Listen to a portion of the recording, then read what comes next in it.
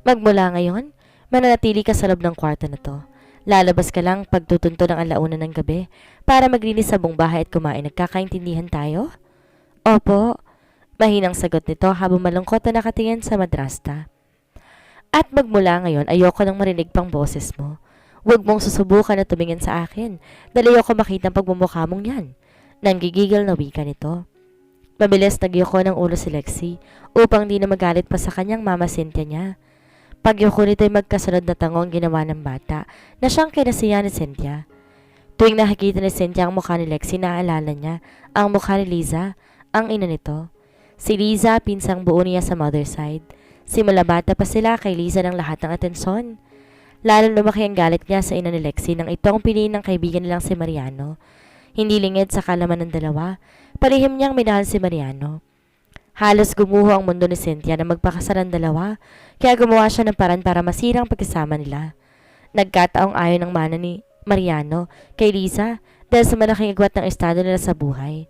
Mayaman ang pamilya ni Mariano, samantalang kahit isang tuka ang pamilya ni Liza. Dahil inabando na to ng sariling ama, tayo ang ina lang nito ang nagtataguyod. Pumabor kay Cynthia ang lahat dahil mayaman ang kanyang pamilya. Nakuha niyang loob ng ina ni Mariano hanggang gumawa ng paraan ng ina nito. Pinalis si Liza sa bahay nilang mag-asawa. Nagkaroon ng kasunduan ng pamilya ni Mariano at Cynthia kaya naikasal ang dalawa. Walang nangawa na si Mariano kundi maging sunod-sunuran sa ina. Kaya nakulong si Mariano sa isang arranged marriage. Nang pumanaw ang ina ni Mariano, nakuha niya ang lahat ng mana nito. Tsaka pa lamang siya nagkaroon ng lakas ng loob na hanapin ang kanyang mag-ina. Sa tuwing naalala ni Cynthia ang lahat na nakaraan, tumitindi ang galit na nararamdaman niya para kay Liza at Mariano. At ngayon nasa harap niya mismo ang bunga ng pagmamahalan ni Mariano at Liza. Hindi niya namalayan umiiyak na pala siya. Mabilis pinahid niya ang luha sa pisngi, nagmamadaling lumabas ng kwarto. Hanggang ngayon kasi nasasaktan pa rin siya dahil kahit patay na si Liza, ito pa rin ang mahal ni Mariano. At ngayon nakikita niyang sarili sa anak na si Chloe. Hindi siya papayag na magayang anak sa kanyang kapalaran dahil gagawin niyang lahat para mapunta ang lahat kay Chloe. 11 years later, bigla nataranta ang lahat sa pagdating ng isang mamahaling sasakyan. Nagmamadaling kumilos ang lahat ng empleyado ng Hilton Auto Luxury Company. Nagtipon sa bungad ng lobby para sa lubungin ng pagpasok ng boss. Bumukas ang pinto ng kotse. Bumaba ang isang pares ng makintab na sapatos. Sabay-sabay yumukod ng lahat nang tuluyang makababa si Cedric. Wala kahit isa sa kanila ang may lakas na loob na magtaas ng tingin para tingnan ang mukha ng binata. Walang pakialam na humakbang papasok sa loob ng kanyang kumpanya ang binata habang seryoso ang ekspresyon ng mukha nito. Makawalang silbi ang mga taong kinuha mo. Ilang taon na nakakaraan hanggang ngayon, hindi niyo pa rin nakikita si Lexi? Mahina ngunit may diing pahayag ng binata sa kanyang tauhang sa James habang patuloy sila sa paglalakad. Mas pinili ni James ang tumahimik, tanggapin ang galit ng kanyang boss dahil kilala niya ang ugali ni Cedric kapag tungkol na kay Lexi ang pinag-uusapan. Hindi maikakaila ang pagka-obsessed ng kanyang boss kay Lexi dahil sa lumipas sa maraming taon, hindi man lang ito nagka-interes sa ibang babae. Matinding kabiguan ang naramdaman ni Cedric dahil hanggang ngayon hindi pa rin niya nakakita si Lexi. Halos salugugan niya na ang buong bansa, ngunit wala pa rin nangyari. Sa bawat araw, buwan at taon na lumipas, para siyang masisiraan ng bait dahil sa kakaisip kay Lexi. Labis siya naguguluhan kung paanong naglaho nilang parang bula ang bata. Nanatiling blanko ang mukha nito, di man lang tinapunan ng tingin ng kanyang mga empleyado na sabay na bumabati sa kanya. Cedric's POV. Yung master sa palagay ko po may nagtatago kay Miss Lexi dahil sinuri namin lahat ng record sa lahat ng airlines company. Wala siyang record na lumabas ng bansa. Maging lahat ng probinsya, malayo man o malapit. Siniyasat ng mabuti pero walang palatandaan na nanggaling si Miss Lexi doon. Iniisip ko marahil nasa paligid lang siya at maaaring tinatago siya sa atin. Mahabang paliwanag ng James sa akin. Bigla akong huminto sa pagkakbang at napaisip sa sinabi niya. Isang malalim mabuntong hininga ang pinakawalan bago maling humakbang. 11 years nang lumipas at ngayon 18 years old na si Lexi ko. Nakadama ako ng matinding kalungkutan, pangungulila, dahil nasasabik na ako makita ko ano nang itsura nito. Hindi ko alam anong gagawin ko. Lahat ginawa ko na. Pinahanap ko ang katulong sinasabi nilang tumangay kay Lexi, pero maging ito'y nawawala rin.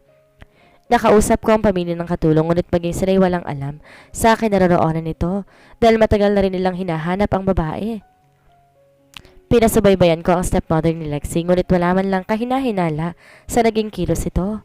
Lexi, saan ka ba nagsusuot kang bata ka? Kanina pa kita hinahanap. Hindi ba't ang sabi ko sa'yo wag kang aalis sa tabi ko? Anang isang ginang na waring naiinis. Mabilis kong nilingon ang mga ito. Nakita ko isang may edad na babae. Naglalakad ng mga to palayo habang hawak sa kanang kamay nito isang dalaga. Nakasuot ng miniskirt at hanging blouse. May taas tong 5'6". Kurot ang buhok ng dalaga, lampas hanggang balikat ito. Nakatalikod sila sa akin, kaya hindi ko makita ang mukha ng babae. Malaki ang mga hakbang na hinabol ko ang dalawang babae. Nang marinig kong pangalan ni Lexi, ay parang tinambol ang dibdib ko. Mabilis kong hinawakan ang mga braso ng dalaga. Iniharap ito sa akin. Bigla ang ginawa nitong paglingon sa akin, halatang nagulat sa aking ginawa. Natigilan ako na magpanagpo ang aming mga mata. Hindi ako maaaring magkamali.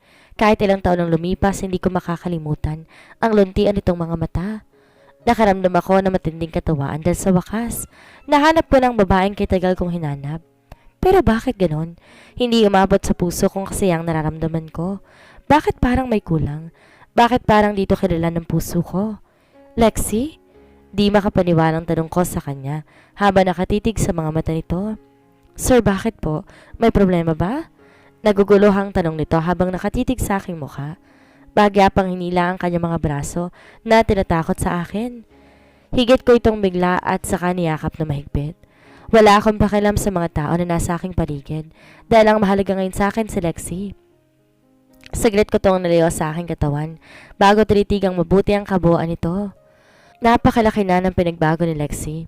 Ang dating malagatas itong balat ngayon nawala na. Maputi pa rin naman siya ngunit napakalayo na sa dati. Ang blonde at kulot itong buhok na hanggang bewang noon ngayon lampas balikat na lang. Ang haba. Kahit may taas tong 5'6", maliit pa rin tong tingnan sa akin na lumabot to hanggang dibdib ko. Bakit di mo sinabi sa akin na natagpuan mo na si Lexi?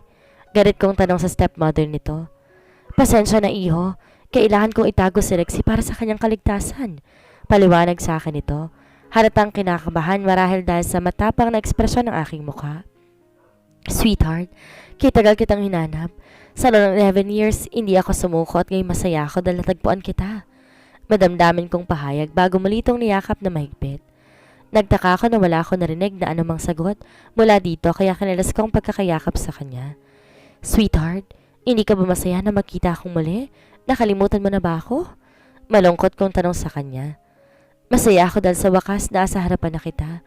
Kay tagal kong pinangarap na balang araw makita at mayakap kita. Naluluhan itong sambit. Pasensya na, hindi kasi ako makapaniwalang kaharap na kita ngayon. Aniya bago muli ito nagtaas ng tingin, tumitig sa aking mukha. Saglit ako natigilan ng matitigan ko ng matagal ang mga mata nito. Biglang naging seryoso ang ekspresyon ng mukha nito. Nahulog ako sa malalim ang pag-iisip. Nang mga sumunod na sandali, naging tahimik ako hanggang igiga ko nito paupo sa loob ng opisina. Nakarating kami sa loob ng opisina nang hindi ito humiwalay sa aking katawan na natiling nakayakap lamang sa akin. Hinayaan ko na lamang habang ang kanang braso ko nakapatong sa ibabaw ng balikat nito. Magpaliwanag ka, paano mo natagpuan si Lexi? Seryosong tanong sa stepmother nitong si Cynthia. 5 taon na, mulang matagpuan siya ng mga taong inuupahan ko. Dahil sa takot na baka balikan siya ng mga taong dumukot sa kanya. Napilitan akong itago siya sa isang rest house na pag-aari ng kanyang ama. Hindi ko na ipinaalam kahit kaninang tungkol dito dahil hindi ko alam kung kanino pa ba ako magtitiwala. Naluluhang papaliwanag ni Cynthia. Mama Cynthia? Malungkot na tawag ni Lexi. Inilas sa mga braso na kayakap sa akin. Lumapit sa stepmother. Niyakap ni Lexi na mahigpit sa Cynthia.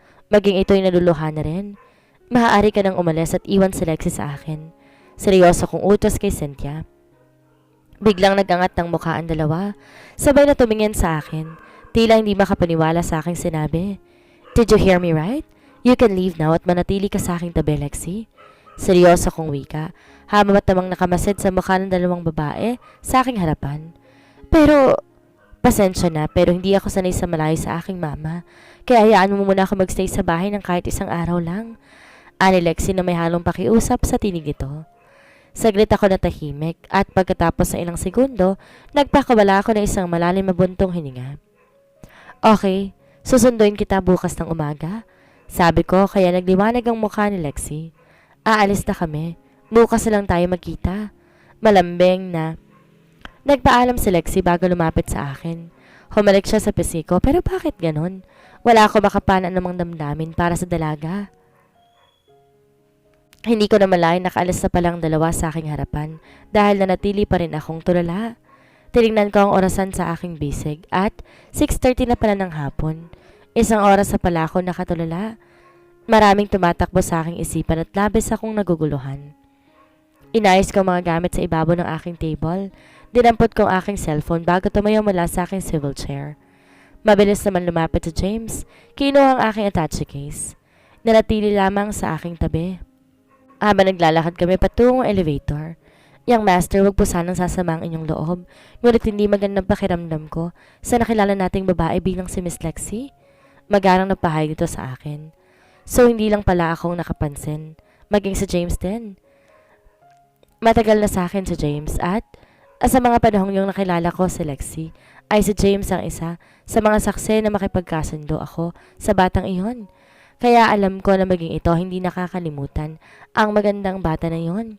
Nanatili lang akong walang imik, nakikinig sa mga sinasabi nito. Tahimik na sumakay ako sa loob ng aking sasakyan, maging ang 3 tauhan ko. Sa Zimmerman Residence tayo. Aniya sa aking driver. Nagdesisyon ako na doon na matulog ngayong gabi. Mommy, anong gagawin natin? Nasa baba si Mr. Hilton? Kinakabahang tanong ni Chloe sa ina. Gaga, isuot mo yung contact lens mo. Bulyaw ni Cynthia sa anak. Nagmamadaling hinagirap ito ang kanyang contact lens. Tinanggal niya kanina ito pagkarating ng bahay, ngunit hindi nila inaasahan na susunod si Mr. Hilton sa kanilang tahanan. Ingatan mo yan. Almost 500,000 ang nagastos ko sa contact lens na yan dahil pinasadya ko pa yun sa ibang bansa. Paalala niya sa anak. Bakit kasi kailangan ko pang gayahin ang pangit na Lexi na yun eh. Naiinis pang litanya ni Chloe. Magtiis ka na lang muna sa ngayon. Basta siguraduhin mo mahuhulog sa loob ni Mr. Hilton para kahit malaman niyang totoo tatanggapin ka pa rin niya bilang Chloe. Napangiti si Chloe. Tila na-inspire sa sinabi ng kanyang ina. Pagkatapos mag-ayaw sabay ng lumabas ng kwarto ang mag-ina. Mr. Hilton? Si Chloe bilang si Lexi sa harap ni Cedric. Anong iba ipaglilingkod namin sa'yo? Nakangiting tanong ni Cynthia sa malumanin na tinig. Wari mo'y nagigiliw sa kanyang kausap. Kung inyong mamarapatin, nais ko matulog dito ngayong gabi? Walang nagawa ang mag-ina, kundi pumayag sa kagustuhan ng binata. Pinagamit nilang guest room kay Cedric. 1:30 na madaling araw, hindi pa rin matulog si Cedric. Naisipan niya lumabas ng kwarto at tumungo ng kusina. Nagtaka siya, napakadilim ng buong kabahayan. Wala man lang kahit konting liwanag. Sa kanyang paglalakad, di niya inaasahan na isang bulto ng babaeng bumangga sa kanyang katawan. Hindi na naituloy ni Cedric ang sasabihin nang biglang takpan ng babae ang bibig gamit ang isang kamay nito. Shhh! Ang bulong sa kanya nitong parang bata. Ramdam niya ang panginig sa katawan nito. Nawari mo'y may kinatatakutan. Na mga sandaling iyon, tayong malalakas sa tibok ng kanilang puso ang naririnig at wala sa sariling umangat ang mga kamay ng binata. Pumulupot sa malit na katawan ng dalaga. Tila sabik na kanilong sa kanyang bisig ang estrangherang babae. Lexi's POV. Napabalikwas ako ng bangon nang biglang tumunog ang maliit na alarm clock na nakalagay sa bandang uluhan ko. Alauna na madaling araw kaya nagmamadali akong tumayo. Sinuot ang aking tsinelas. Sa maraming taong lumipas, masasabi kong parang huminto ang buhay ko dahil sa matinding kalungkutan. Tayong 4 na sulok ng kwarto na ito naging saksi sa lahat ng hirap na dinanas ko sa kamay ng aking stepmother. Para kumulto sa sarili kong tahanan, dahil lang nakakalam na nag-exist pa ako dito sa mundo. Buong maghapon ako nakakulong. Bawal lumabas, bawal magsalita o gumawa ng anumang ingay. Buong araw ding hindi ko makain. Nakakain lang ako tuwing gabi kaya para makasurvive sa malaimpyernong buhay na ito, parehim ako nagtatago ng pagkain para may makain ako kahit konti sa buong maghapon. Tuwing lalabas ako ng kwarto, di ko binubuksan ng ilaw. Isa rin yon sa pinagbabawal ni Mama Cynthia. Sanay na aking mata sa dilim kaya maayos ko naman nagagawa lahat ng trabaho ko. Nakakapagsalita ako gamit ang aking isipan. Isang salita sa loob ng isang araw ang tayong lumalabas sa aking bibig dahil wala naman akong kausap kundi sarili ko lang din. Buong buhay ko umikot na sa loob ng kwartong to. Hindi rin ako marunong bumasa o sumulat kaya lumaki akong mangmang. Kahit pagbigkas ng maayos hindi ko magawa. Naging routine ko lang gabi-gabi maglinis sa buong kabahayan. Tayong nakatatak lang sa isipan na yung makaalis sa impyernong bahay na kinasasadlakan. Pagkatapos mag-toothbrush sa loob ng banyo, tinungo ko ang pintuan. Hinawi ang nakaharang na aparador. Kabisado kong loob kaya tumiretso ako ng kusina. Kinuha ang gagamitin ko sa paglilinis. Mabilis ang kilos ko ngulit di ko sigurado kung hindi ako lilikha ng anumang ingay nang hindi magising si Chloe at Mama Cynthia. Nang minsan aksidenteng nahulog kong isang libro, nakatikim ako ng mag-asawang sampal. Hindi lang yon, pinagtulungan pa nila ako mag-ina. Tiniis kong lahat ng kalupitan nila dahil naniniwala ako sa sinabi ni Yaya darating ang araw, sisingilin ng langit lahat ng kanilang mga kasalanan. Minsan parang gusto kong sumukot kitilin ang buhay ko, pero hindi ko naman kaya dahil may takot ako sa Diyos. Pinunasan kong luha ng kalimitang ginagawa ko. Idaan sa tahimik na pag-iyak ang sakit at hirap na pinagdaraanan. Sa aking pisngi bago pinagpatuloy ang paglilinis. Pagkatapos ng 1.5 oras natapos ko rin. Bumalik ako sa kusina at kinuha ang aking pagkain. Kanina pa nanginginig ang aking katawan dahil sa matinding gutom. Pagpasok sa loob ng kwarto, binalik ko mula sa pagkakaharang sa pintuan ang malaking aparador bago sa naradong pinto. Nanginig ang aking kamay nang hakbang habang sinusubong pagkain sa aking bibig. Nang matapos, iniwis ko ang aking pinagkainan. Tinanggal ko mula sa pagkakapusot ang mahaba at kulong puhok na umabot hanggang likod ng aking tuhod. Hinabad ang suot kong lumang duster na umabot hanggang kalahating hita dahil napakalit na sa akin. 2 klase ng damit ang meron ako. Saritan kong sinusot araw-araw. Di ko rin alam kung ano bang itsura ko dahil sa talagal ng panahon na hindi ako nakakakita ng salamin. Basta alam ko tumangkad na ako. Lumaki na rin ang dibdib ko. Pati braso ko humaba maging ang aking daliri. Masyado na ako na pag-iiwanan ng panahon. Maging ang petsa, buwan at taon hindi ko na rin alam. Tinalo ko pang sinaunang tao. Mangmang ako sa lahat ng bagay. Di ko rin alam kung anong itsura ng mundo sa labas dahil maging sinag ng araw hindi ko pa nakikita. Kung sakaling magkaroon ako ng pagkakataon na makatakas, hindi ko alam kung paano ako mabubuhay pagdating sa labas ng kwartong to. Hanggang ngayon naghihintay pa rin ako sa pagbabalik ni Daddy. Umaasang isang araw magpapakita rin siya sa akin at aalisin ako sa kwartong to. Dad, nasan ka na? Pautal-utal kong bigkas na halos ako lang ang nakakarinig. Muling nanubig ang aking mga mata. Namimiss na kita. Malungkot kong wika mula sa aking isipan.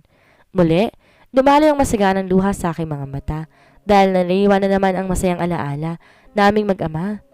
Mula sa loob ng suot kong lumang blusa, nilabas ko ang singsing ni Daddy na ginawa kong kwintas gamit ang isintas sa sapatos. Sa loob ng singsing nakaukit ang pangalan ni Mommy. Ito na lang ang alaalang naiwan niya sa akin at ang pares itong singsing ay isang estrangherong lalaki. Nakalaunan, nakalimutan ko na rin ang pangalan.